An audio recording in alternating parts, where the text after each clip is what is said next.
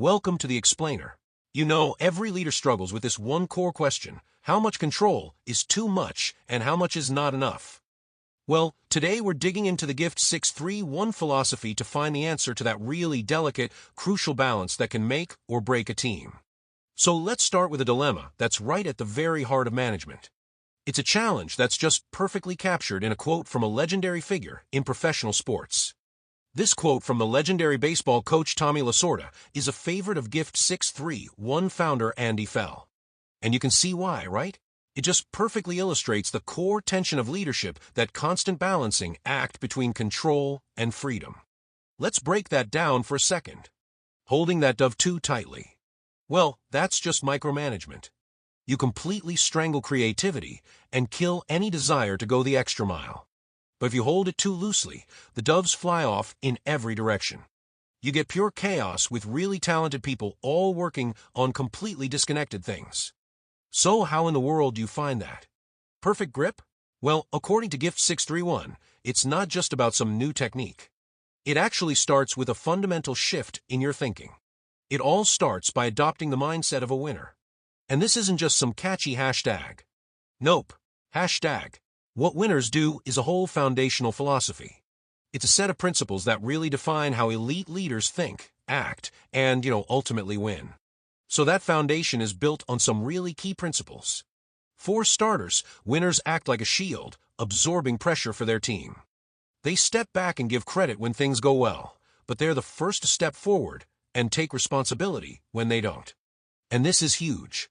They provide super clear direction, make sure everyone gets it, and then they get out of the way. You know who embodies this winner's mindset perfectly? The New Zealand All Blacks, one of the most successful sports teams in history. Their whole philosophy is pretty simple. Character is more important than talent. For them, it's not just about skill, it's about humility, it's about teamwork, and it's about leaving things in a better place for the next person.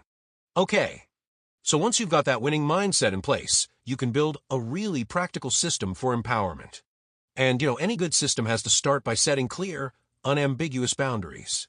First things first, a leader has to be absolutely crystal clear about the no-go areas. These are the things that are completely off limits, like changing the company brand or messing with a core pricing policy. Non-negotiable. Period. Second, you define the plus ones. Now, these are decisions that aren't totally off limits, but they do require a manager's approval before the team can move forward on them. And this is where it gets really, really cool. If you've got clear no-goes on one side and plus ones on the other, what have you just created in that space right between them? That space. That is the zone of empowerment. This is where the magic happens. It's the territory where your team has genuine freedom. It's where they are trusted to act, to make decisions, and to truly own their work without constantly having to look over their shoulder. But of course, that freedom can't just be a free-for-all. For this zone of empowerment to actually work, it needs to be governed by three simple, but believe me, incredibly powerful rules. These three rules basically define how you operate inside that zone.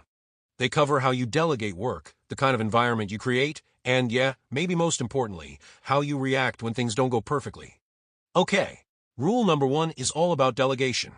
When you hand off a task that's inside this zone, you give your team member 51% of the vote. You still have 49%, which shows you're engaged and you're interested. But, and this is the crucial part, they have the final say. This brilliantly prevents you from delegating and then just overruling them later. Rule number two, cut the red tape.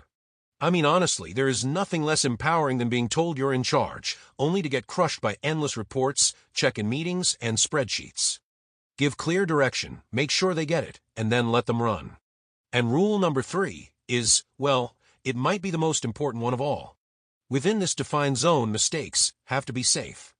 This is the space for experimenting, for failing fast, and for treating every single misstep not as a crime, but as a critical learning opportunity.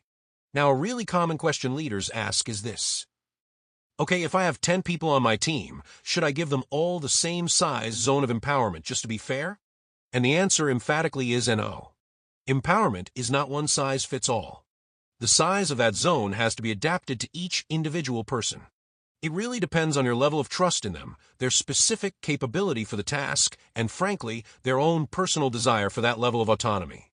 So when you bring all of this together, the winner's mindset and this really practical framework, you create something incredibly powerful, a complete system that truly unlocks the potential of every single person on your team.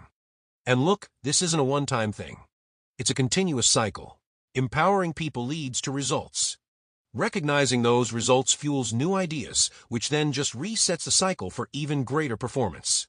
It's a loop. This entire system having a clear vision, high standards, and truly empowered teams, it really acts like a combination lock. When you get all those numbers lined up just right, you unlock world-class, high-performance results. So it all comes back to that one simple, elegant question. As a leader or a colleague or a manager, you just have to ask yourself, how tightly are you holding the dove?